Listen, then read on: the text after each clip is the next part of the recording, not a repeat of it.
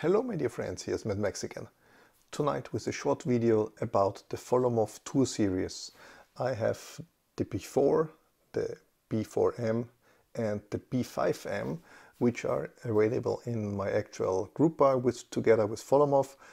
Folomov also did send me these samples, so I'm able to show you what they have in common, what's in the boxes, what they can do, what's their differences.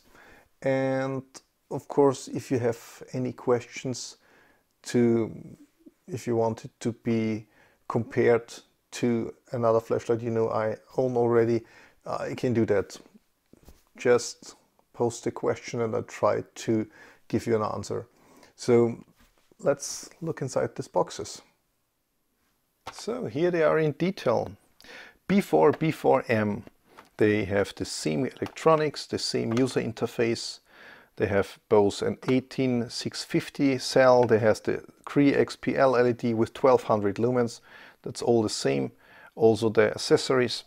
And the Tour B4M had a little bit of a bigger head.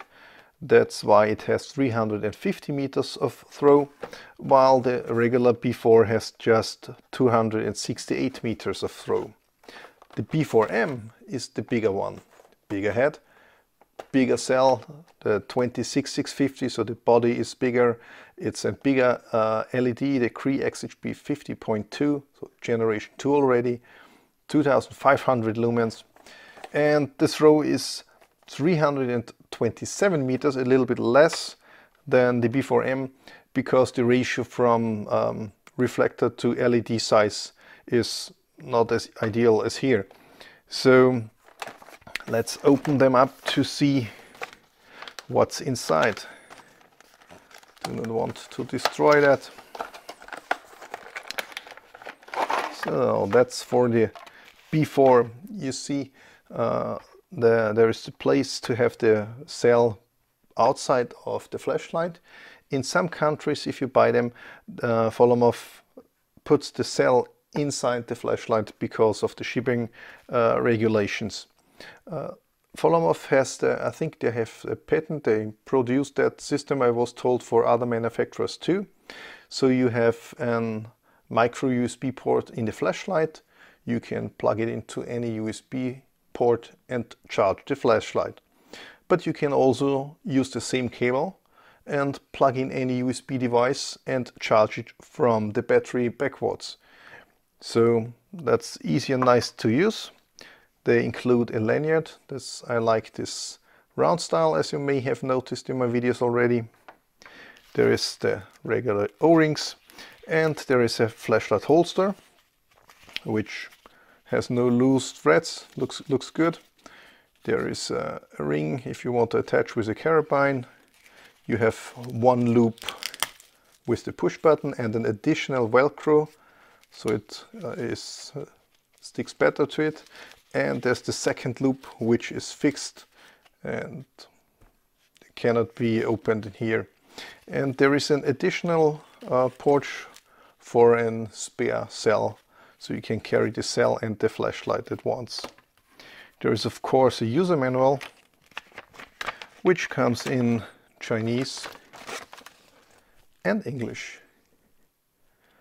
So in the group buy page there is all those sheets and links to the manufacturer, so for further details, everything I forget to tell you, you can watch online. This for one, the B4M. So I go through this part and then put all the accessories beside.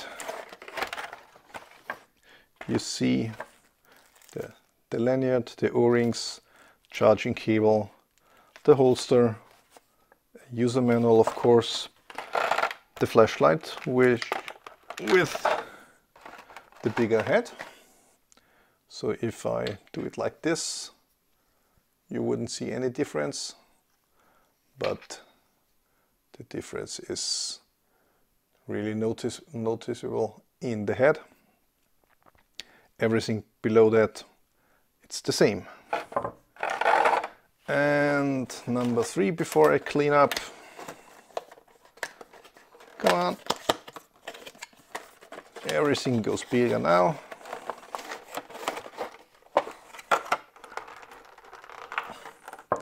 Bigger cell, bigger flashlight, the B5M. There is user manual, charging cable, the O-rings, no lanyard, and the big holster. So here they are. Let's make them ready to play with. There is in reverse polarity protection, of course. Or do I... Oh, let's do the close-ups before at first. And put the cells outside. And let me hit the pause button and clean the mess up. Ta-da! So, here we're back. Let's start. The included cells are standard 2600 cells. All of them flashlights have springs in the back and the front side with a very long spring travel. So I doubt any cell, besides it has very exotic dimensions, will fit nicely in them. So the 26650 is a 5000 milliamps. All of them have, of course, a protection circuit. So that's good. The build quality of the Folomov flashlights, as we have seen in other reviews, is very nice for the price. I see no problems with the anodization. There is no hard ends, no problems, no big marks from manufacturing. The charging port is, I think that's a good way to do that, because it opens from the side of the head. So even here you have a step which makes it hard to wrap it open, so it doesn't pop open by accidental touching it. You have really to go with the thumb or the fingernail under the flap, lift it open. And the best way is, I found out, because you see there's attached here on one side. So you open it, turn it 180 degrees, and then there's free access to the port. And then you just, whoops, plug in the cable and then either charge or discharge. But we can try that later on. So you see here, XPL LED, smooth reflector. The button is also with rubber. There are two grooves, but I think they are too small to bury a tritium in there. Some kind of cooling fins. The B4M is the same, really the same here. Just the head is different. Smooth reflector. Cree XPL sitting down there. The bezel is an aluminium from the looks. The B4 series also come with a clip, which is not included in the B5. Here you see all of them share the same design in the tail cap. That's quite simple. You have the spring with long travel, and the spring body itself with this triangle is mounted in the tail cap and makes the contact to the head. So there is no additional board or whatever. That's a good way to do this, I think, and it's sufficient for that range of power. The tube is thick enough. I don't see any very weak spots. Also, charging port, the B5M, same design from the head. The reflector in the XHP50 is orange peel. That's why the throw is not as good as the slightly bigger head would maybe allow. But on these XHP LEDs, you need this orange peel to smoothen out the beam. So, oops, you can all of them unscrew also on the head. Here, as you see, quite long spring in the head, so it gives shock protection from both sides, which is always a good idea. There is no need for a bypass whatsoever. Let's close it up. All threads are greased, maybe even a little bit too much. I had from one of the B4s to put some grease off the spring, because I do not like the grease on the electric contacts. So load them up. The user interface from all of them is also identical, so I will go through that only using one of them. So how to use them is the same. They are just a little bit different in the appearance and in the way they distribute the light. So as you cannot see a little bit, if I lay it down, you see the B4M. It's also a little bit longer through the different head size, and then B4M to B5M also size-wise. User interface. Let me switch off that light a little bit. Short click does nothing. Double click from off gives you strobe. Double click SOS. Another double click does a beacon with 400 lumen. Strobe and SOS are in 1200 and full power. Single click goes back to mode memory. Or from off, you have to long click, then it's on. It's always mode memory, even if you remove the battery. And I didn't find a way, maybe someone can tell me, how to start every time in low. It's always mode memory, as I found out. Single click toggles from low, medium, high, turbo, and then back way. High, medium, low, medium, high, turbo, high, and so on. If you want to switch off, click and hold for 1 second or half a second to 1 second, and it's gone. And mode memory, it remembers the mode you have been into, and it remembers if you were walking upwards or downwards. So that's always the same. Usually when you forgot in which mode you have been and you click it on, you click once, you see it goes downwards. Okay, that's the low. Then 1, 2, 3, 3 clicks. That's then you're in the next end. And 1, 2, 3. That's the lowest end. So it's, if you're used to Narcilla, Anduril, or whatever higher sophisticated user interfaces, they have their advantages, they have their disadvantages. I think this one is simple. And as I told you, works for all of them. I can try to give you a quick difference on the beam shape here. Long click for on. Going to, let's have a look.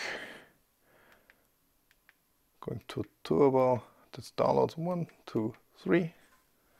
So you see, if it's close range, there's not much of a difference. But if I go further away, the spot is more intense on the B4M than here in the regular B4. Doesn't come out very well on my canvas here.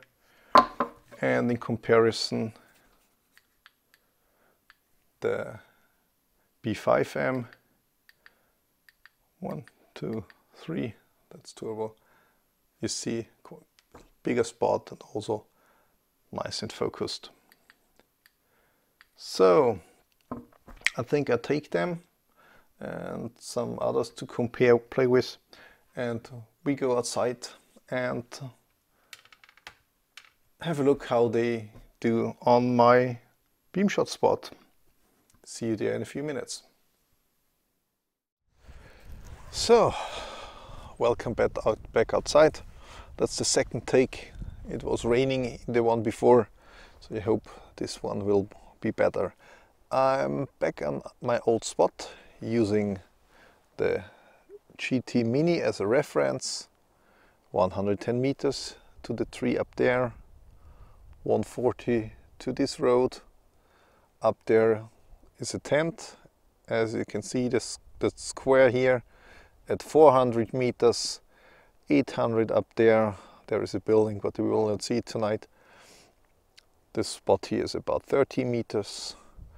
The field, there's a small road here, and there's a small hill with a field as well.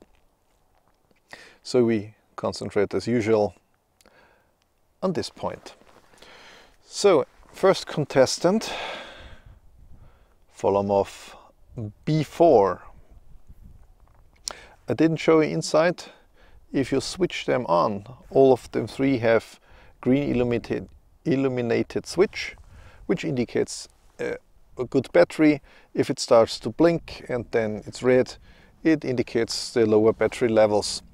Now it's in off. My camera is of course in a fixed brightness mode, and my adapted eye see more than here is visible on the screen. So I try to get sure you are not disappointed by any overexposed faking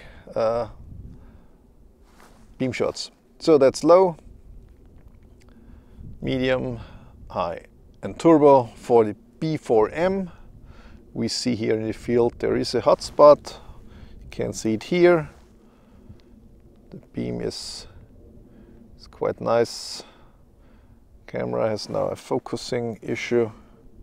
Here is back. Up there is the tree. I can see it with my eyes on my screen. It's not as visible.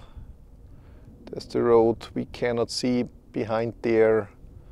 I cannot see on the screen, but I can see my eyes the field. I can notice the street and 140, of course, down here. But I think I would say 100 meter is the effective range. On light rain, you see it starts raining more again. Switch it off and change it to the B4M, the one with the bigger head. So you see it has a little bit more of a focus beam, more spot, medium, high, and the turbo. So here's the spot, which helps us to see much better the tree up there, 110. Now we see there is the field. Focusing, sorry. I can see with my eyes 140 the road up there. Of course, no chance to get to the barn. Now direct comparison. Left hand is the B4M in the right hand. You see here is the spot, there is none. We cannot see the tree up there. I can easily see with my bare eyes. There it is. We see the hill. Not so much. So switch it off. I keep the B4M and bring up the B5M. Whoopsie. Also that's low, medium, high, turbo, and you see that's twice the lumens, which even if it has less throw on the paper for 10 meters or something, all the lumens brighten up the area behind there. So that's just because it's many more lumens that help in these conditions to see a lot better. Direct comparison, right hand B4M, left hand B5M. You see the spot is more intense here, but the spill and everything plays for the XHP50 LED over the XPL LED. I think here that's very good to see the difference if what is the B5, the bigger flashlight, is capable of.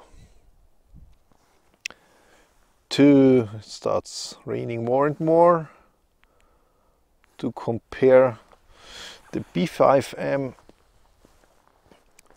I brought the Sophian SP33, short click, double click to turbo. This has a smaller reflector, but also orange peel, also XHP 50.2. Left hand is the B5M. Mode memory, you see the more intense spot only to the size of the head. Same lumens on the paper, same LED, but very different in what they deliver. B5M, SP33. The SP33 is very nice in close range, while you see that's a wider spill here.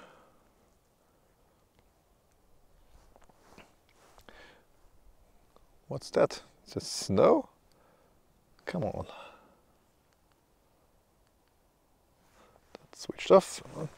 And because if I'm out here, I told you I bring, remember, I hope you have seen my Jetbeam RRT01 review. If not, subscribe down there and you do not miss my videos anymore.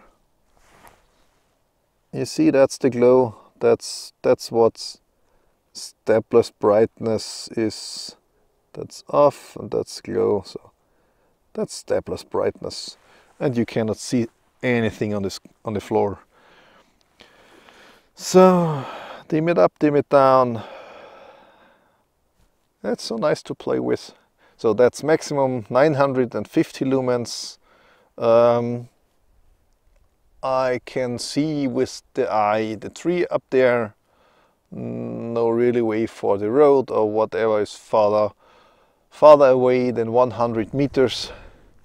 But for a small 16340 cell now, you can use of course 18350s too. A small light with close range illumination purpose, but it can help to see 100 meters, and I think for that size it's impressive. And last but not least, because maybe you have seen my mail calls, if not, maybe you need to subscribe to my Facebook channels as well.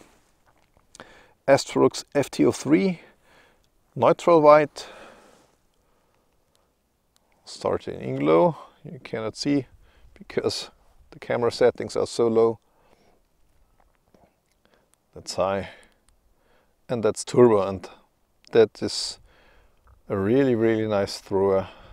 So now you can see in details what's up there. There's the road I spoke about. There's the barn I mentioned, so you can see barn off, barn on. There's that square. It easily cuts to the night. Moisture. Very nice. I think that's 2,500 lumens, something like that. So, whoopsie, compare it once again with the B5M. It's not a fair comparison. closer range, 2,500 lumens. Wide range, 2,500 lumens. So you see the beam color of the Folomov. It appears a little bluish here, but there's no problems with the color here on the field. The natural white, the SST40, seems a little bit yellow on my computers, on my phone screen. That's not that wild in the real view. So throw a nice tree, but nothing else. Multi-purpose light, there is the tree, and much more. And since if you want to go somewhere, I want to see the way in between. But maybe some tell you that the goal is where you want to go. Okay, so leaving with that, hope you had a good idea about the capabilities of the Folomov Tour Series flashlights. You will find the link to the group buy in the description. If you go there, be sure you have subscribed, be sure this bell button is on so you get a notification if new flashlights are coming. Going home now. Have a good night. Bye bye.